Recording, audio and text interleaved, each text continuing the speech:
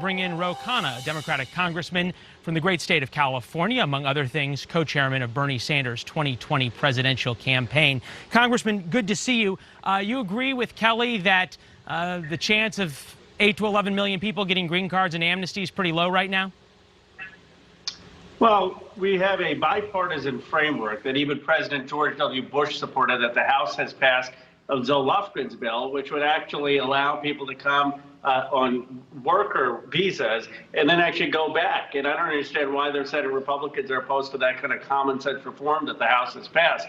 There's also a long-term path to citizenship that I support. I do think that that is a hard lift. But it's mind-boggling to me that what we've passed in the House, which is basically George W. Bush's policy on worker visas, has not been passed because of Republican opposition in the Senate. I'll take that as that it's unlikely that immigration is going to be part of the reconciliation package. But we move on. I'm interested in sort of where we are on this. Are you pretty frustrated as a progressive Democrat that there's 8 relatively moderate Democratic members of the House, 2 relatively moderate Democratic senators who are holding up the president's agenda?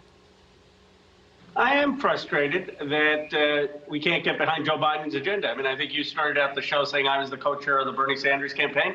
There are things I want, like Medicare for all, free public college, that aren't in this plan.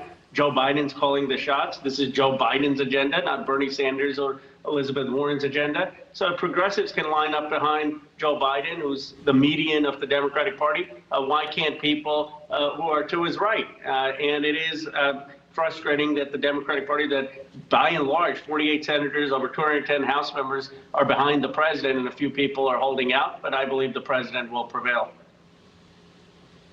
And we know he's been twisting arms. Certainly the immigration crisis has not helped him. Latest immigration policy poll for the president, 57% not confident in President Biden's handling of immigration, 43% confident. Do you think that's because there's progressives who think he is too lax about immigration policy, or do you think it's a matter of incompetence? I think immigration is a very, very difficult issue. It's been a difficult issue for every president. We have to have some common sense. I mean, we're a nation of borders. I believe in borders. We have to also enforce our laws on asylum and refugees. We've always been a nation that has had a process for asylum and refugees. Actually, the person who gave the most eloquent speech about immigration was Ronald Reagan's farewell speech, when he talked about us being a nation of immigrants and what that means for America. So in the case of Haitian refugees or asylum seekers, first we should work with other countries to enforce the first harm principle, which means that those seeking asylum need to go first to the nearest country. And if they are under harm and can be at safety in the nearest country, that's where they have to seek asylum. We need to do a better job of making sure the Haitians have other countries which they may be going to first and being there granted asylum. And then we do need to have the process if they do make it to the United States. You make such a great point about being a nation of laws. And if you're going to be a nation of laws, you've got to have a border. Here's the DHS secretary talking about that with Chris Wallace on Sunday. Why didn't you stop them from coming into the country?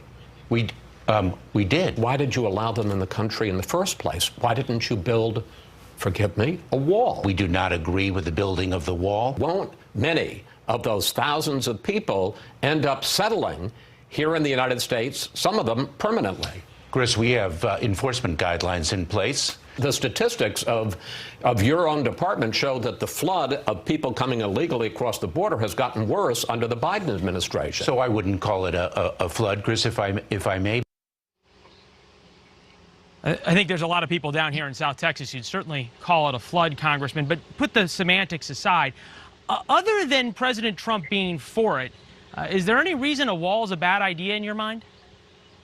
Yes, I've never been for a wall. I don't think that would solve the issue. I don't think you're going to build a wall on the entire border. I mean, the China Great Wall is not how we have 21st century. There could be technology solutions that I'm open to, but the real thing that will solve this is international agreements with other countries, so you have the first harm principle applied, and you actually have other countries recognizing asylum. The reason that they're all coming to the United States is other countries aren't giving them safe harbor or aren't having proper asylum law under international law.